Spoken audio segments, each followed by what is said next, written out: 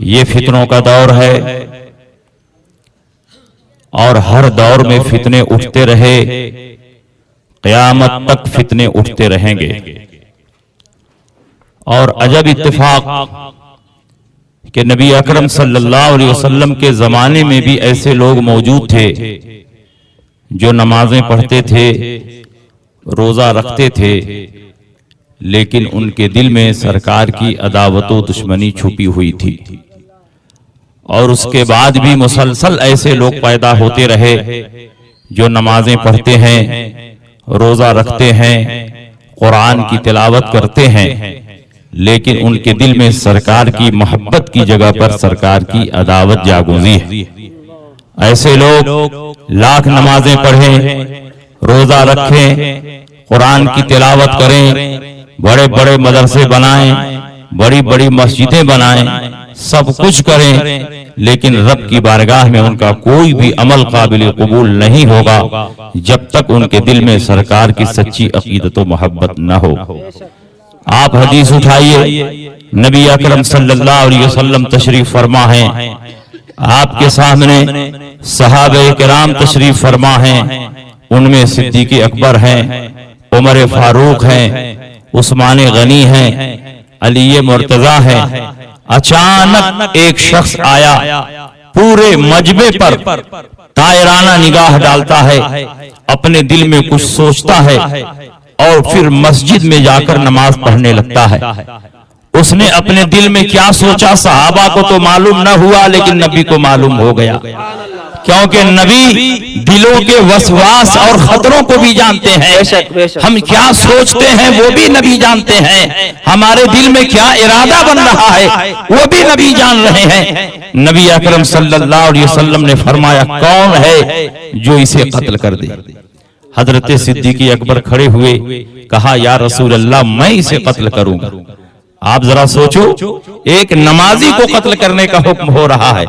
صدیق اکبر گئے، مسجد کے اندر دیکھتے ہیں تو بڑے خشوع اور خضوع کے ساتھ وہ نماز پڑھ رہا ہے۔ صدیق اکبر کا ہاتھ کانپنے لگا، یا اللہ، صدیق اکبر کی تلوار ایک نمازی کو قتل کرے گی؟ صدیق اکبر تأمل کرنے لگے، توقف کرنے لگے، اور پھر واپس آ کر نبی اکرم صلی اللہ علیہ وسلم کی بارگاہ میں عرض کرتے ہیں، یا رسول اللہ وہ تو نمازی ہے۔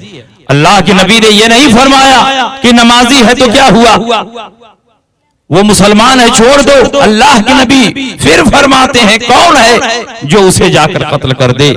حضرت عمر ابن خطاب کھڑے ہوئے، جو غیظ المنافقین ہیں، جن کی تلوار ہمیشہ دشمنان اسلام کے لیے برہنہ رہا کرتی تھی۔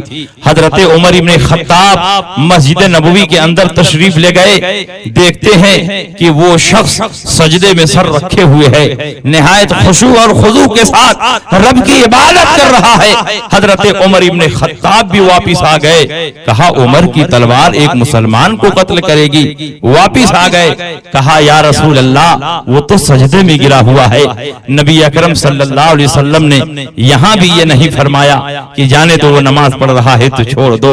سرکار پھر فرماتے ہیں، کون ہے جو اسے قتل کر دے؟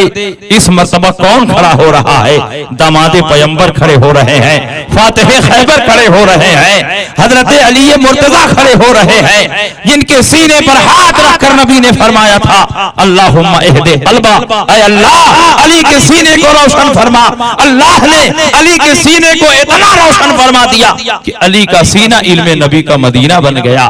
علی فرماتے ہیں، اس کے بعد جو کچھ مقدمات میری بارگاہ میں پیش ہوئے، بڑے بڑے صحابہ ان مقدمات کو سننے کے بعد حیرت میں پڑ جاتے، لیکن میں بغیر کسی کنفیوژن کے تمام مقدمات کا فیصلہ کر دیا کرتا۔ فما شککت بعد فی قضاء بین اثنین، نبی نے میرے سینے پر ہاتھ مار دیا تو میرے سینے میں اتنا علم آ گیا کہ اس کے بعد جب بھی دو آدمیوں کے درمیان میں فیصلہ کرتا، ذرہ برابر مجھے کنفیوژن نہیں ہو۔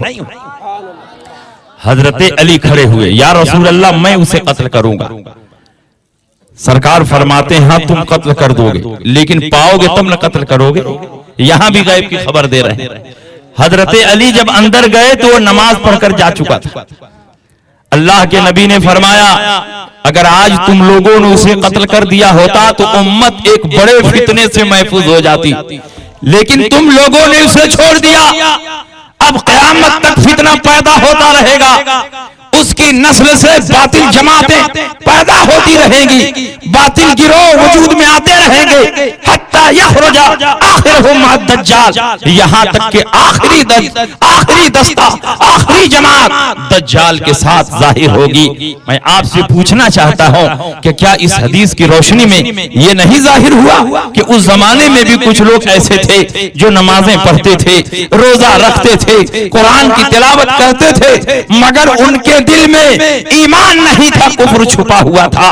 اس آدمی نے اس مجمع پر طائرانہ نگاہ ڈالتے ہوئے کیا سوچا تھا؟ اس نے یہی تو سوچا تھا کہ اس مجمع میں کوئی ایسا آدمی نہیں ہے جو عمل میں مجھ سے بہتر ہو۔ کتنا نادان تھا، جس نبی کا کلمہ پڑھ رہا ہے عمل میں ان کو گھٹا رہا ہے۔ اس مجمع میں صدیق اکبر ہیں جو انبیاء اور مرسلین کے بعد امت میں سب سے افضل ہیں، ان کو بھی عمل میں گرا رہا ہے۔ حضرت عمر ابن خطاب ہیں جو صدیق اکبر کے بعد پوری امت میں سب سے افضل ہیں، ان کو بھی عمل میں گھٹا رہا ہے۔ کیا ان دیوبندیوں کا یہی عقیدہ نہیں کہ انبیاء اگر امت سے ممتاز ہوتے ہیں تو محض علوم میں ممتاز ہوتے ہیں، رہا عمل تو اس میں بظاہر امتی نبی کے برابر ہو جاتے ہیں بلکہ بڑھ جاتے ہیں۔ معاذ اللہ رب العالمین۔ عقیدہ اس کا تھا وہی عقیدہ ان کا بھی ہے، تو جو رزلٹ اور انجام اس کا ہوا وہی رزلٹ اور انجام ان کا بھی ہے۔ لاکھ نمازیں پڑھتے رہیں، روزہ رکھتے رہیں، قرآن کی تلاوت کرتے رہیں، لیکن یہ مسلمان نہیں ہو سکتے۔ مسلمان وہی ہوگا جو صحابہ کے عقیدے پر چلے اور صحابہ کے طریقے پر چلے۔ نبی اکرم صلی اللہ علیہ وسلم نے اپنے زمانے میں غیب کی خبر دیتے ہوئے ارشاد فرما دیا، سیکون فی آخری زمان دجالون کذابون یاتونکم بما لم تسمعوا انتم ولا آباؤکم فایاکم وایاہم لا یضلونکم ولا یفتنونکم۔ آخر زمانے میں کچھ جھوٹے اور مکار پیدا ہوں گے جو ایسی باتیں کریں گے جن کو نہ تم نے سنا نہ تمہارے آباء و اجداد نے سنا۔ تم ان سے دور رہنا، ان سے الگ رہنا، کہیں ایسا نہ ہو کہ یہ گمراہ کر دیں اور تم کو فتنے میں مبتلا کر دیں۔ نبی اکرم صلی اللہ علیہ وسلم نے ایک دوسرے مقام پر ارشاد فرمایا، ستفترق امتی علی 73 ملۃ کلہم فی النار الا ملۃ واحدہ، میری امت 73 فرقوں میں بٹ جائے گی۔ نبی فرما رہے ہیں میری امت 73 فرقوں میں بٹے گی۔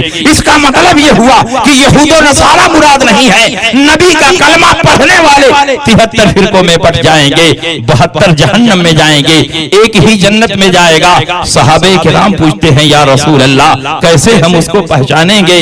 ان 73 فرقوں میں جب ایک ہی فرقہ جنتی ہوگا، ایک ہی فرقہ ناجی ہوگا، تو ہم کیسے پہچانیں گے کہ یہ کون ہے جو جنتی ہے؟ اللہ کے نبی نے فرمایا کہ وہ لوگ میری سنت پر چلیں گے اور صحابہ کے طریقے پر چلیں گے، مانا علیہ واصحابی، جو میرے طریقے پر ہو، میرے صحابہ کے طریقے پر ہو وہ جنتی ہے، جو میرے طریقے سے الگ ہو، صحابہ کے طریقے سے الگ ہو وہ جہنمی ہے۔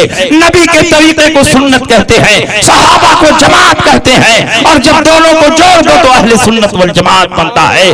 پتہ چلا جو اہل سنت والجماعت کے طریقے پر ہوگا وہ جنتی ہوگا، اور جو اہل سنت والجماعت سے باہر ہوگا وہ جہنمی ہوگا، چاہے وہ اپنے آپ کو اہل قرآن کہے، چاہے وہ اپنے آپ کو اہل حدیث کہے، چاہے وہ اپنے آپ کو جماعت اسلامی کہے، چاہے وہ اپنے آپ کو مودودی کہے، چاہے وہ اپنے آپ کو شمع نیازی کہے، چاہے وہ اپنے آپ کو چکرالوی کہے، کچھ بھی کہے، خوبصورت ٹائٹل لگا لینے سے کوئی جماعت حق پر نہیں ہو سکتی۔ حق پر وہی جماعت ہوگی جو نبی کی سنت پر چلے اور صحابہ کے طریقے پر چلے۔